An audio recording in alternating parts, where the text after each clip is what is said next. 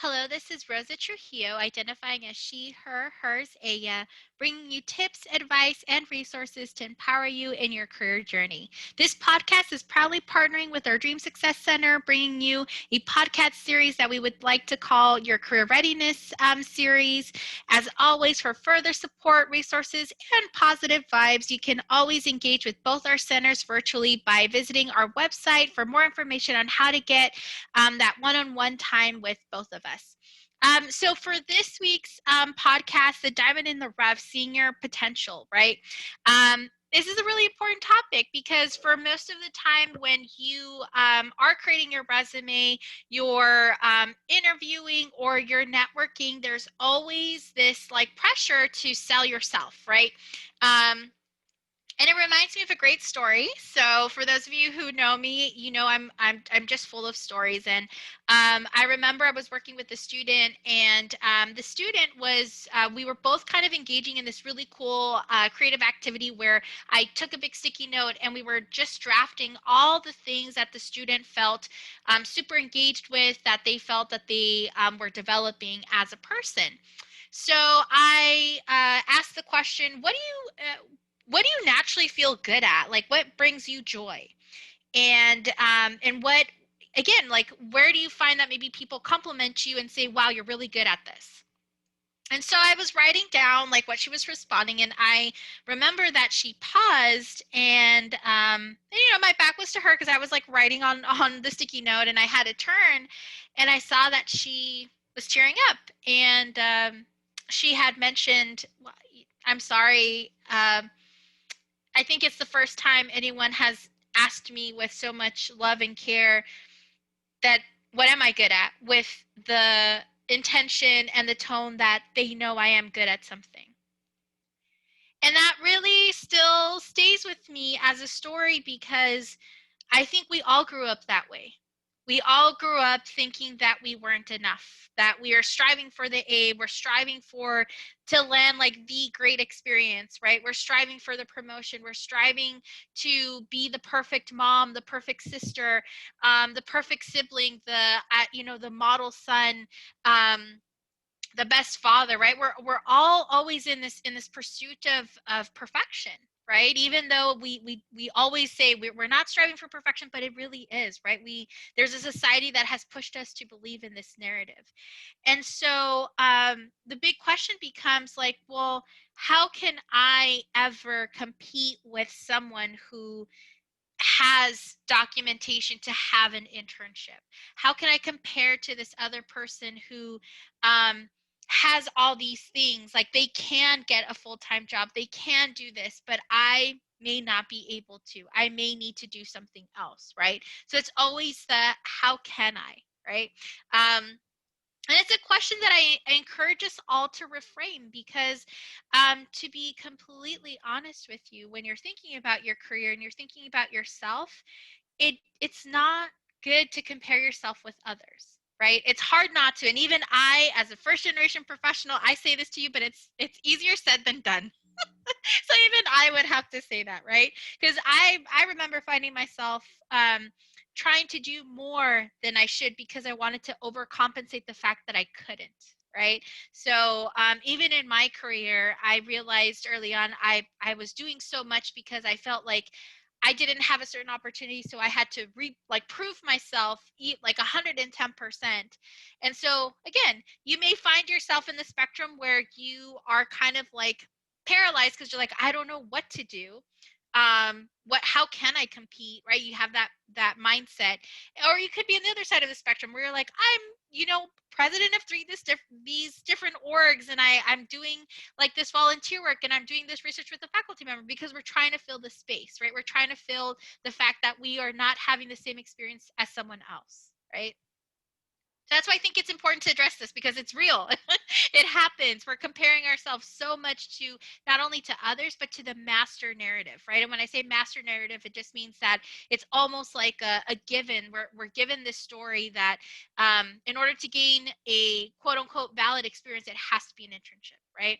And if you haven't listened to my previous podcast about getting your foot in the door, go to that podcast because it talks about so many ways that you gain experience that is also valid. But But for this podcast, I really wanted to address that question of how can I compare myself when I can't, right? Because that's the question we have in our minds, right? So I wanted to introduce you 3 ways to see your potential, right? And so the first way, and I will definitely emphasize this, is one, you are enough. And let me repeat that. You are enough. In a world that says that you need a certain document to say that you're valid, that you can work, that there's a society that says you need to be a certain type of person to excel, I just want to be one of the many people in your lives that will constantly tell you that you are enough, right? And it's important for us to realize that, because when you realize that you're enough, you start to actually reframe the question of, like, instead of saying, how can I compare myself if I don't have the same experience, to how can I get there? There's so many ways to get to where I want to go. This master narrative is not the master. I am the person who's writing this story. So how can I get to that place? What do I need to get to that place? Right? So it has to happen internally. So if there's a moment where you need to pause and say, I am enough and I'm going to get there, say it, because we all believe it. And when I say all, I mean like us at the Career Development Center, the Dream Success Center, your campus, all the allies that have taken the training, that are both formal, informal allies. All of us believe that you can get to where you need to. It's just going to look a little differently. Okay, so the first thing is you are enough. Second thing is reframing the question, right? Instead of saying, how can I, if I don't have X, right? Reframe it to 2 questions. Reframe it to, what are the skills I want to build, right? Where do I want to grow? And how do I get there, right? Because again, and the reason why we called this podcast or this podcast episode Diamond in the Rough, it's because we are not telling people who want to hire you or contract you, right, or engage with you in a project and opportunity, that you are perfect. You are a diamond that needs to be buffed, right? All gems, everything that you see on jewelry had to be buffed out. But that doesn't mean that when we saw that gem in its raw form that we left it alone. Can you imagine if someone saw a rough diamond and they're like, well, it doesn't look the way it looks like in a store, I'm not going to engage with it? No. They picked it up and they started to polish, right? So you are that diamond, right? You need to polish yourself, one, with reframing your mindset, right? And engaging in that process of, like, what are the experiences? What do I need to get there, right? Lastly, my last tip in seeing your own potential is researching, right? Sometimes when we compare ourselves to others, it's because we have one narrative, one side of the story of how to get to where that person is at, right? We might see someone who landed an internship with our dream company, and we know that we may not be able to participate in that opportunity, but we know that we want to be in the entertainment industry, right? Let's just say, like, that was like the goal. Well, research the jobs you would want to apply to, because that's going to get you to think not about, like, oh, I can't apply to this position, more like, well, what is the industry asking of a person who would want to do a job very similar to what you want to do, right? So I always say, go on LinkedIn, go on Instagram, right? A lot of companies have an Instagram page for their interns or for their companies, and look at the culture, look at the people, like, research what are the skills that people need, because you'll be surprised that for most of them, they're pretty broad. They're like, we want you to communicate well. Great.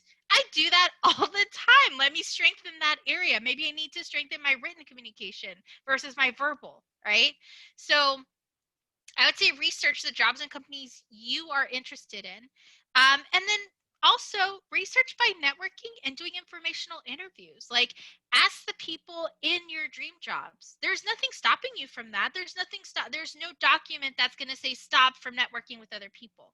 On the contrary, our undocumented folk, our documented folk, and our folk that are, supporters, because they come from mixed families or their allies, right?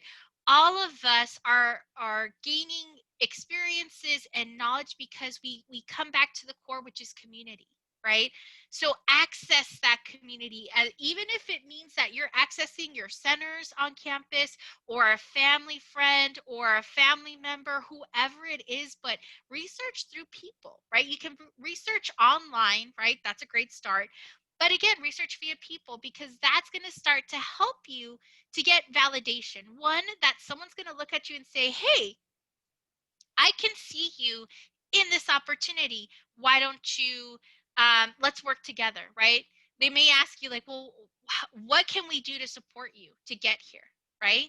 And it's a complicated process, right? But now you're getting validation of saying, hey, they're seeing something in me, right? I am the diamond in the rough, right? They're seeing that glimpse of potential and they want to work with me, right? So again, 3 ways to see your potential. 1, recognize that you are enough. 2, reframing the question. So you think about what are the skills you want to build and how do you get there. And finally, researching by engaging with jobs and companies, places that you see yourself in, that you picture yourself, and accessing more information by doing informational interviews with other people. So that's the information I have to share with you. If you want more content or you want to chat about your career, you can always visit our Career Development Center website or book an appointment using CareerLink. Again, both our website and CareerLink have resources that you have access to, you can engage with. This is me signing off, but as always, remember to never stop dreaming, that every step is a victory and you should celebrate it, and that the people who always believe in you and cheer you on are closer than you think. Until next time, bye.